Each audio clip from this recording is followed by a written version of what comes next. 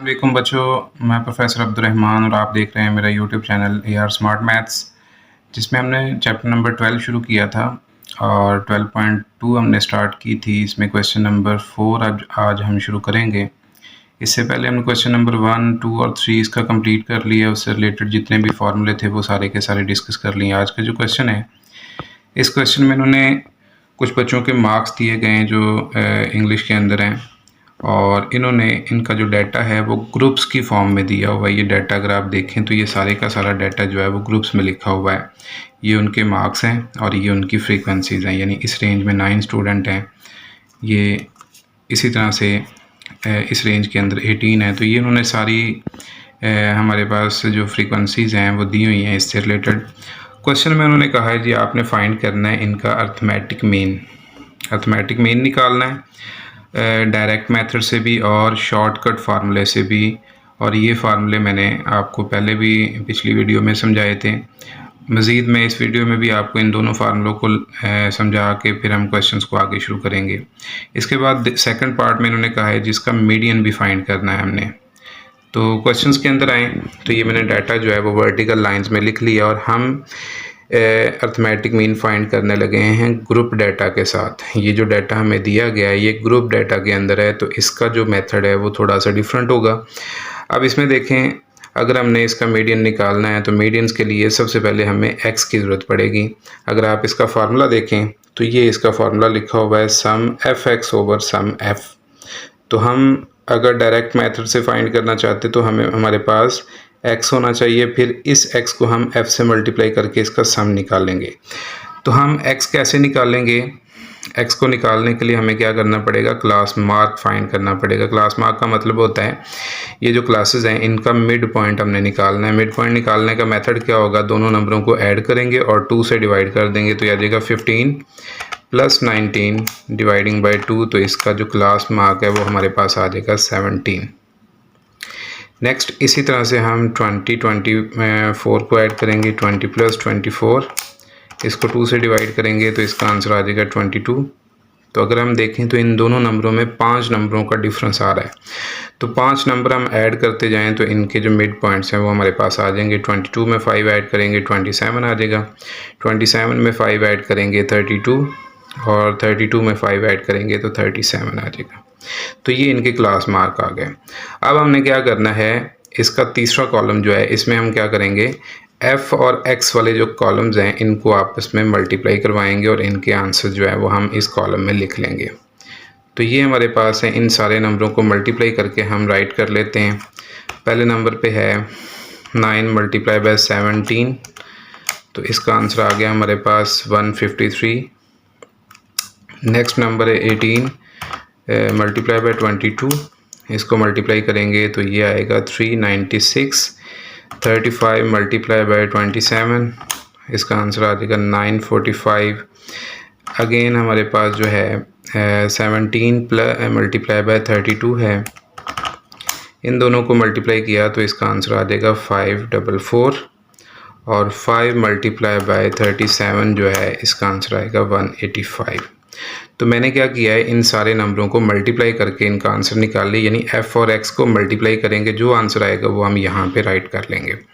अब हमें फार्मूले के अकॉर्डिंग सम ऑफ fx चाहिए और सम ऑफ f चाहिए, यानी जो फ्रीक्वेंसी दी गई है, ये जो फ्रीक्वेंसीज है इनका सम निकालेंगे तो ये आएगा सम ऑफ f, और इसका सम निकालेंगे तो ये आएगा सम ऑफ fx। तो हम क्या करते हैं, इन दोनों नंबरों का सम निकालें, यानी दोनों कॉलम जो हैं इनका सम निकाल लेते हैं और फिर इसको फार्मूले में पुट करते हैं। जी बच्चों, ये मैंने इनका सम निकाल लिया है। हमारे पास फ्रीक्वेंसी का सम है 84 और सम ऑफ fx जो है इसका सम आ गया हमारे पास 222223। हम इन सारी वैल्यूज़ को यहाँ पे पुट करेंगे। सम ऑफ fx ये लिखा हुआ है, इसका सम है 2223, और नीचे आ जाएगा सम ऑफ f यानी कि 84। हमने सिर्फ इन्हें क्या करना है, डिवाइड करना है, तो हमारे पास इसका फाइनल आंसर आ जाएगा। डिवाइड करेंगे तो इसका आंसर आ रहा है हमारे पास 26.46। तो ये हमारे पास आ जाएगा 26.46 जो है वो इसका अर्थमेटिक मीन आएगा बाय डायरेक्ट मेथड। अब इसी तरह से अगर हमने इसको शॉर्टकट मेथड से करना है तो इसका फार्मूला ये लिखा हुआ है। इसके लिए हमें a चाहिए, d चाहिए, d को f से मल्टीप्लाई करेंगे तो वो हम सारा काम इसी फार्मूले के अंदर ही करेंगे। यहाँ पे हम डाटा इसका कंस्ट्रक्ट करेंगे, a की आपने टेबल इसका बनाना है। अब यहाँ पे हमें d बनाना पड़ेगा। d का फार्मूला होता है x माइनस a, यानी कि जो आपके पास ये जो क्लास मार्क का कॉलम है इसके अंदर से एक नंबर हम अपनी मर्ज़ी का a जो है वो फ़र्ज़ कर लेंगे यहाँ से। तो फॉर एग्ज़ाम्पल मैं यहाँ से पहले नंबर कोई a रख लेता हूँ। आप ये वाला नंबर भी रख सकते हैं, ये भी रख सकते हैं, इनमें से कोई भी नंबर आप a यहाँ से पिक कर सकते हैं। तो मैंने a फिक्स कर लिया। इस a को मैं यहाँ पे लिख लेता हूँ 17। इसे आपने चेंज नहीं करना, जो नंबर आप फिक्स कर लेंगे वो आपका नंबर आपने एज इट इज़ रखना है। ये ना हो कि a आपने 17 रखा है, बाद में आप a की वैल्यू 22 रख लें। तो अब आप क्या करेंगे, ये जो a 17 है, इस 17 को इन सब में से माइनस करके आपने यहाँ पे लिखना है, तो वो आपके पास d आ जाएगा। यानी 17 माइनस 17 करेंगे तो ये 0 के इक्वल आ जाएगा। 22 में से 17 माइनस करेंगे तो इसका आंसर 5 आएगा। 27 में से 17 माइनस करेंगे, इसका आंसर 10 आ जाएगा। इसी तरह से 32 माइनस 17 करेंगे तो इसका आंसर आ जाएगा हमारे पास 15। और अगेन 37 में से माइनस करेंगे 17 तो इसका आंसर 20 के इक्वल आ जाएगा। तो इससे बच्चों हमें क्या होगा कि ये जो d है ना ये मिल जाएगा, ये डेविएशन होता है। अब हमने क्या करना है, ये जो d है इसको हमने f के साथ मल्टीप्लाई करवाना है, यानी ये जो d है ये इस f से मल्टीप्लाई होगा तो इसका नया कॉलम बनेगा ft। 0 को हमने 9 से मल्टीप्लाई करना है तो 0 आ जाएगा। 5 को 18 से मल्टीप्लाई करवाएंगे, 18 मल्टीप्लाई बाय 5 तो इसका आंसर आ जाएगा 90। इसी तरह से 35 को हम मल्टीप्लाई करवाएंगे 10 से तो इसका आंसर आएगा हमारे पास 350। अगेन इसी तरह से 15 को 17 से मल्टीप्लाई करेंगे तो 15 मल्टीप्लाई बाय 17 हमारे पास इसका आंसर आ जाएगा 255। Again 20 multiply by 5 is equal to 100। तो ये हमारे पास जो है इसका आंसर आ जाएगा इस कॉलम का। तो इसको हम अब सम करेंगे FD वाले कॉलम को। तो मैं इसका सम कर लेता हूँ, फिर वीडियो स्टार्ट करते हैं। जी बच्चों, मैंने इसका सम निकाल लिया है, 795 आ रहा है इसका सम। इसको हम इस फार्मूले में पुट करेंगे। सम ऑफ FD है 795 ओवर सम ऑफ F। ये सम ऑफ F वही है जो हमने पीछे यूज़ किया था 84। अब हम इन दोनों नंबरों को पहले डिवाइड करवाएंगे, फिर इसमें 17 ऐड कर लेंगे तो ये आ जाएगा mean is equal to 17 plus 795 dividing by 84 तो इसका आंसर आ गया हमारे पास 9.46। अब इसमें प्लस 17 करेंगे तो इसका फाइनल आंसर हमारे पास आ जाएगा 26.46। और आपने याद रखना है कि आप अर्थमेटिक मीन किसी भी मेथड से निकालें तो उसका अर्थमेटिक मीन बिल्कुल सेम होगा। डायरेक्ट से निकाला है तो 26.46 आ रहा है, इसी तरह से हमने शॉर्टकट फार्मूले से निकाला है तो इससे आंसर भी सेम आ रहा है और आंसर सेम ही आना चाहिए। जी बच्चों, ये वो फार्मूले हैं अर्थमेटिक मीन के जो हमने कल यूज़ किए थे। अगर आपने मेरी पिछली वीडियो नहीं देखी तो आप उस वीडियो को देख लें, उसमें मैंने ये सारे फार्मूले जो हैं वो इनके बारे में समझाया था कि इनको हम कैसे फाइंड करेंगे। तो ये डायरेक्ट मेथड, ये शॉर्टकट मेथड, इसी तरह से ये कोडिंग मेथड है। तो इसके भी क्वेश्चन आएंगे तो हम उसके अकॉर्डिंग फिर इनको भी सॉल्व कर लेंगे। और डी मैंने आपको बता दिया था कि x माइनस a से निकालते हैं। इसके बाद इसके सेकंड पार्ट की तरफ चलते हैं जिसमें हमने मीडियन फाइंड करना है। चले बच्चों।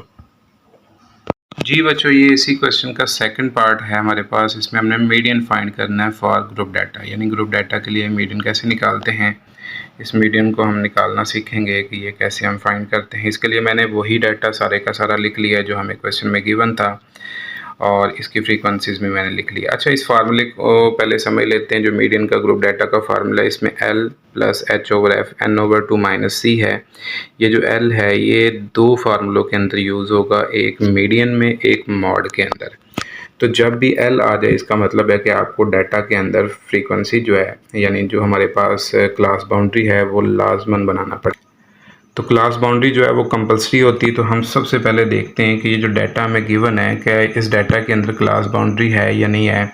तो क्लास बाउंड्री का पता चलता है यहाँ से, अगर ये दोनों नंबर इक्वल हैं तो इसका मतलब है ये क्लास बाउंड्री। ये वाले नंबर भी अगर इक्वल आ जाते हैं तो इनमें ये इक्वल नहीं है, इसका मतलब है कि ये क्लास लिमिट्स हमें गिवन है, तो हम इसे कन्वर्ट करेंगे क्लास बाउंड्री में। बनाने का तरीका बड़ा ही आसान है। आपने 20 में से 19 माइनस करना है, जो भी आंसर है उसे 2 से डिवाइड करेंगे तो आपको जो नंबर मिलता है, जैसे मैंने 20 माइनस 19 किया है तो इसका आंसर 1 आ रहा है, इसको 2 से डिवाइड किया तो इसका आंसर 0.5 आ रहा है।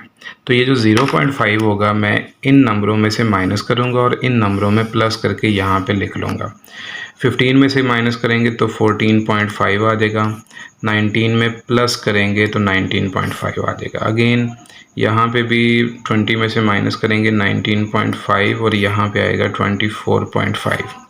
अगेन 24.5 आ जाएगा, फिर 29.5, 29.5 टू 34.5 और नेक्स्ट आ जाएगा 34.5 टू 39.5। तो जैसे ही आप इनमें से माइनस करोगे तो ये नंबर मिलेंगे आपको और इन नंबरों में प्लस करोगे तो ये वाले नंबर आपको मिल जाएंगे। उसके बाद आपने कम्युलेटिव फ्रीक्वेंसी बनानी है जो इस फार्मूले के अंदर C को रिप्रेजेंट कर रही है। ये कम्युलेटिव फ्रीक्वेंसी है।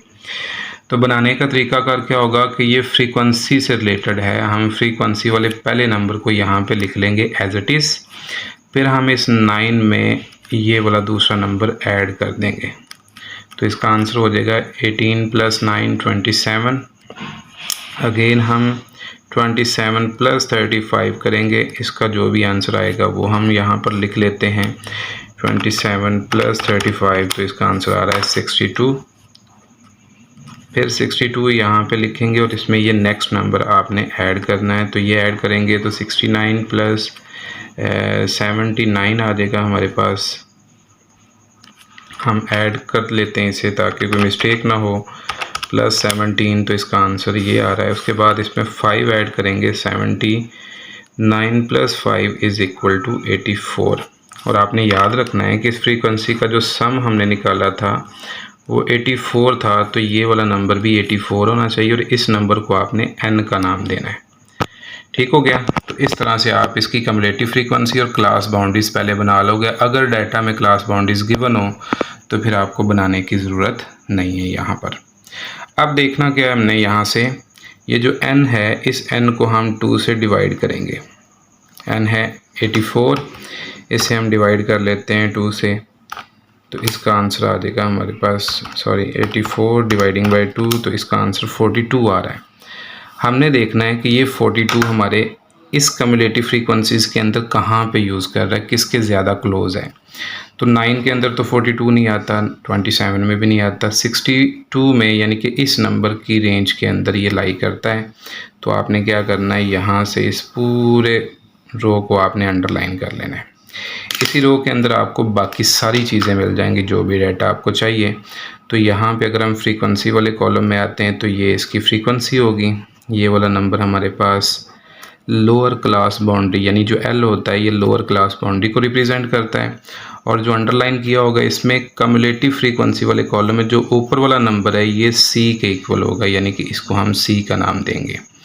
और नेक्स्ट हमारे पास हमने H फाइंड करना है। H क्लास डिफरेंस होता है। आपने इन दोनों नंबरों में इन दोनों नंबरों का या इन दोनों नंबरों का डिफरेंस निकाल लेना। तो हम निकाल लेते हैं। H = आ गया 35 - 30, तो हमारे पास H की वैल्यू आ जाएगी 5 के इक्वल। तो H इस तरह से हमें मिल जाएगा। तो डाटा हमारे पास सारा आ गया है। इस डाटा को हम यहाँ पे लिख लेते हैं और फिर फार्मूले में पुट करेंगे। L की वैल्यू हमारे पास है 24.5, H = 5। अगेन हमारे पास F जो है वो 35 के इक्वल है और N की वैल्यू 84 है और F जो है वो भी हमने लिख लिया यहाँ पर और C की वैल्यू 27 आ जाएगी। तो ये सारा डाटा जो वहाँ से ऊपर लिखा था हमने, जिनको मार्क किया था, वो सारी चीज़ें मैंने यहाँ पे राइट कर ली हैं। अब इसको हम फार्मूले में पुट करते हैं और सिंप्लीफाई कर लेते हैं। L = 24.5 प्लस H हमारे पास 5 के इक्वल है। F की वैल्यू 27, F की वैल्यू जो है वो 35 के इक्वल है। n 84 है dividing by 2 minus c is equal to 27 आ जाएगा। फिर हम इसे सिंप्लीफाई करते हैं 24.5 प्लस इसे कैंसिल कर देते हैं 5 1 ज़र 5 और 5 7 ज़र 35 और इसे हमने सॉल्व किया था तो इसका आंसर 42 आया था माइनस 27 आ गया। अब आप क्या करें 42 में से माइनस कर लें 27 को तो इसका आंसर हमें मिलेगा 15। 24.5 प्लस 1/7 तो ये आ गया आंसर 15। अब 15 को हम 7 से डिवाइड करेंगे तो 15 डिवाइडिंग बाय 7 तो इसका आंसर आ जाएगा हमारे पास 2.14 और फिर इसमें ऐड करेंगे इसका आंसर तो ये फाइनल आंसर हमारे पास आ जाएगा 24 प्लस तो इसका आंसर मेरे पास आ गया है 26.64 तो ये आपके पास इसका मीडियन आ जाएगा ग्रुप डाटा के साथ। तो जब भी हमने मीडियन निकालना होगा तो ये सारा प्रोसीजर हम इस पे अप्लाई करेंगे और इस चीज़ का ख्याल रखना है कि इस फार्मूले के लिए आपको क्लास बाउंड्री और कम्युलेटिव फ्रीक्वेंसी की ज़रूरत पड़ती है और वो आपने पहले से ही फाइंड करनी है यहाँ पर। ओके बच्चों।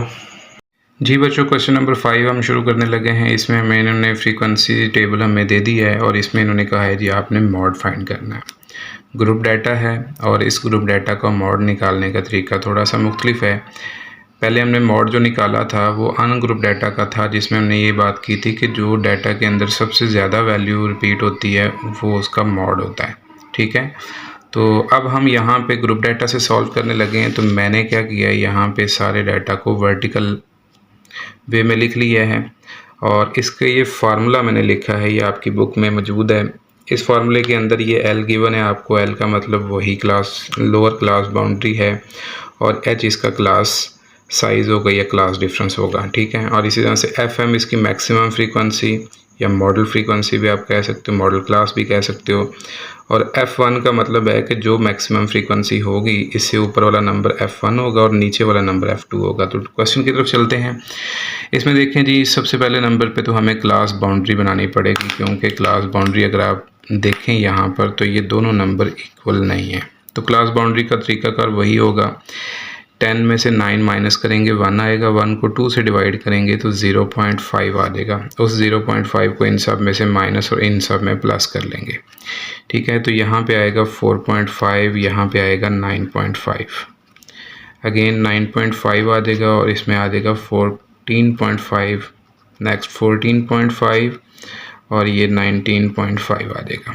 नेक्स्ट 19.5 टू 24.5 और इसके बाद हमारे पास 24.5 टू 29.5 आ जाएगा।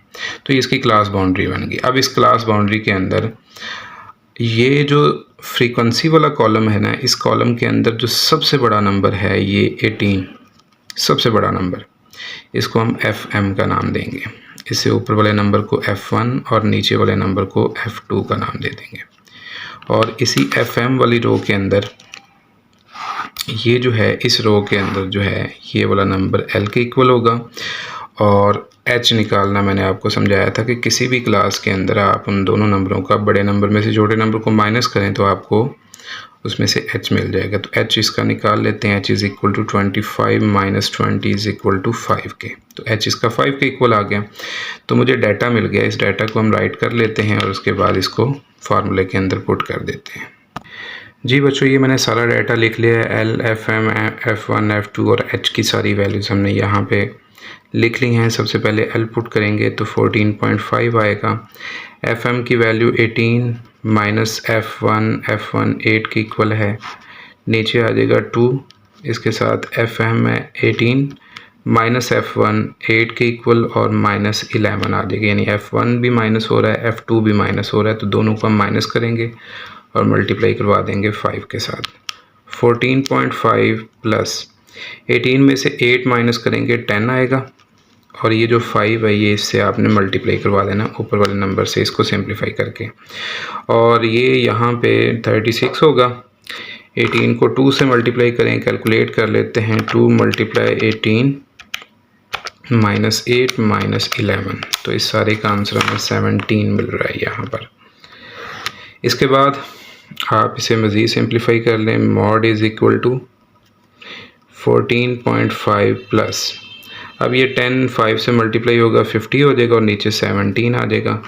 50 को हम 17 से डिवाइड करवा देते हैं तो इसका आंसर आ गया हमारे पास 14.5 प्लस 2.94। अब इन दोनों नंबरों को ऐड करेंगे तो 14.5, तो ये हमारे पास आंसर इसका फाइनल बनेगा 18 सॉरी, इसको हम दोबारा सॉल्व कर लेते हैं। 14.5 प्लस 2.94, तो इसका आंसर आ गया हमारे पास 17.44। तो ये इसका मॉड आ जाएगा। तो इस तरह से आप किसी भी डाटा के अंदर से उसका मॉड फाइंड कर सकते हैं। ये उसका कंप्लीट प्रोसीजर होगा, ठीक है। और इस तरह से आपने इस डाटा को पहले मैनेज करना है, उसके बाद आपने इसका मॉड फाइंड कर लेना है।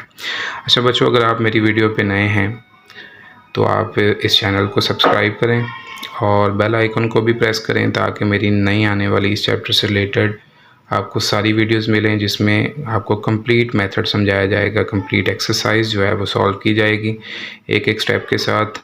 तो आप चैनल को लाजमी सब्सक्राइब करें। Okay, thank you so much.